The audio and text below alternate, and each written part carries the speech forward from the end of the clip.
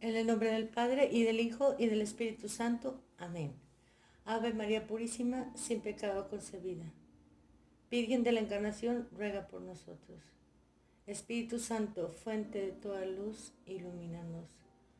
Voy a continuar con las visiones y revelaciones de la beata Ana Catalina Emmerich.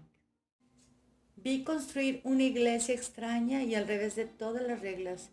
El coro estaba dividido en 3 partes, de las que cada una era unos grados más altas que la otra. Por debajo había una sombría bodega llena de humo. En la primera parte vi arrastrar un trono.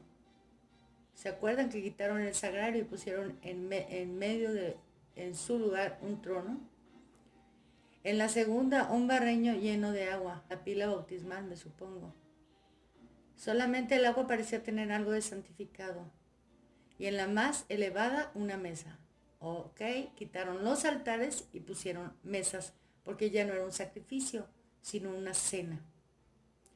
No vi ningún ángel asistir a la construcción, pero sí diversos espíritus planetarios, que se encargaban de engañar a los hombres. Unos de los más violentos arrastraban todo tipo de objetos al sótano, donde personajes en pequeños mantos eclesiales, fíjense lo que dice, personajes en pequeños mantos eclesiales, no dice sacerdotes. Los tomaban para llevarlos con ellos. Nada venía de lo alto en esta iglesia. Todo venía de la tierra y de la región tenebrosa. Destruían lo que era santo y grande, y lo que edificaban no era más que vacío, hueco, superfluo. Llevaban las piedras del altar y hacían con ellas una escalinata en la entrada. Ellos construían una gran iglesia, extraña y extravagante. Todo el mundo tenía que entrar en ella para unirse y poseer allí los mismos derechos. Evangélicos, católicos, sectas de todo tipo, lo que debía ser una verdadera comunión de los profanos, donde no habría más que un pastor y un rebaño. Tenía que haber también un papa, pero que no poseyera nada y fuera asalariado. Vi aquello de la misma manera que veo una obra eclesiástica, católica, en la cual trabajaban en común los ángeles, los santos y los cristianos. Pero aquí la colaboración se hacía de otras maneras más mecánicas. Todo se hacía según la razón humana. Vi que se mina y se asfixia la religión tan hábilmente que no quedan apenas más que un pequeño número de sacerdotes que no estén seducidos. Y apareció una nueva iglesia en la cual ellos estaban reunidos. Esta iglesia era redonda con una cúpula gris y tantas personas afluían que yo no comprendía cómo ese edificio podía contenerlas a todas. Era como un pueblo entero. Sin embargo, esta nueva iglesia se volvía cada vez más sombría y negra. Al comienzo solo era gris, y todo lo que se hacía en ella era como un vapor negro. Estas tinieblas se extendieron fuera y todo el verdor se marchitó.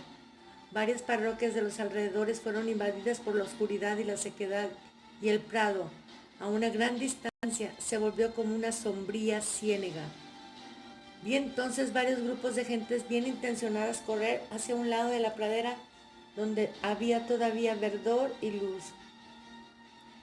No puedo encontrar palabras para describir la acción terrible, siniestra, mortífera de esta iglesia. Todo verdor se marchitaba, los árboles morían, los jardines perdían su aderezo. Vi cómo se puede ver en una visión las tinieblas producir su efecto a gran distancia. Por todo donde ellas llegaban, se extendía como una cuerda negra. No sé lo que pasó con todas las personas que estaban dentro de esa iglesia. Era como si devorara a los hombres. Se volvía cada vez más negra, semejante totalmente al carbón de forja, y se descamaba de manera horrible. Quieren ellos ser un solo cuerpo en algo diferente que el Señor. Se formó un cuerpo, una comunidad fuera del cuerpo de Jesús, que es la iglesia. Una falsa iglesia sin redentor, en la que el misterio es no tener misterio. Vi la iglesia de los apóstatas crecer grandemente.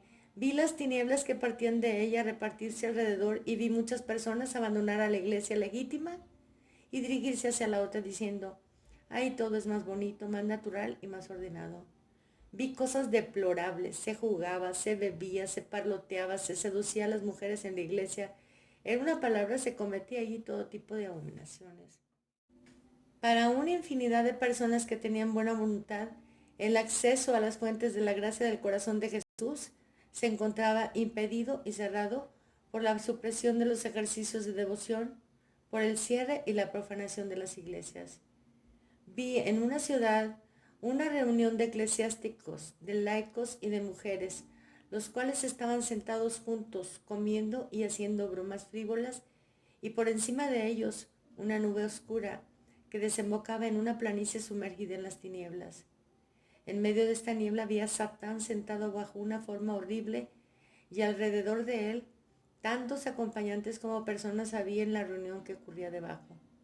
Todos estos malos espíritus estaban continuamente en movimiento y ocupados en empujar al mal a esta reunión de personas. Ellos les hablaban a la oreja y actuaban sobre ellos de todas las maneras posibles. Estas personas estaban en un estado de excitación sensual muy peligroso y ocupado en conversaciones ociosas y provocantes. Los eclesiásticos eran de esos que tienen como principio: hay que vivir y dejar vivir. En nuestra época no hay que estar aparte ni ser un misántropo. Hay que alegrarse con los que se alegran. Todo es en esta falsa iglesia fundamentalmente malo. Es la comunión de los profanos. No sé decir hasta dónde todo lo que ellos hacen es abominable, pernicioso y vano. Quieren ser un solo cuerpo en algo diferente que el Señor. Esta iglesia está llena de inmundicias, de vanidades, de necedad y de oscuridad. Casi nadie de ellos conocía las tinieblas en medio de las cuales trabajaba. Todo es puro en apariencia, pero no es más que vacío. Su peligro está en su inocencia aparente. Todo lo que respecta al protestantismo tomar cada vez más poder y la religión caer en decadencia completa. Esto es lo más doloroso. Vi muy a menudo a Jesús mismo cruelmente inmolado sobre el altar por la celebración indigna y criminal de los santos misterios.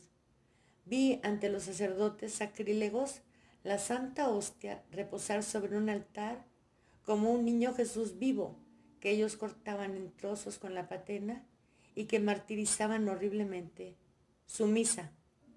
Fíjense lo que dice, sumisa, aunque realizando realmente el santo sacrificio. Me parecía un horrible asesinato. Se guardaba silencio sobre la cruz, sobre el sacrificio y la satisfacción, sobre el mérito y el pecado, donde los hechos, los milagros y los misterios de la historia de nuestra redención debían dejar paso a profundas teorías de la revelación, método histórico crítico, nueva teología o modernismo, donde el hombre es Dios para ser soportado, porque no le aman, lo soportan, lo toleran, solo debía ser presentado como el amigo de los hombres, de los niños y de los pecadores, donde su vida no tenía más valor que como enseñanza, su pasión como ejemplo de virtud, su muerte como caridad sin objeto. Su pasión como ejemplo de virtud, su muerte como caridad sin objeto, donde se le quitaba al pueblo creyente el antiguo catecismo que se reemplazaba por historias bíblicas o por uno nuevo, donde la falta total de doctrina debía de ser velada bajo un lenguaje ingenuo al alcance de todas las inteligencias, donde los fieles estaban forzados a cambiar todos sus libros de piedad, excúsenme, sus viejas fórmulas de plegaria y sus antiguos cánticos por producciones de fábrica moderna. En esa iglesia era oscuro, contrasentido y sin vida. No había más que burla y ruina. Vi cerca otra iglesia donde reinaba la claridad y que estaba provista de toda especie de gracias de lo alto. Vi a los ángeles subir y descender. Vi vida y crecimiento y también tibieza y disipación.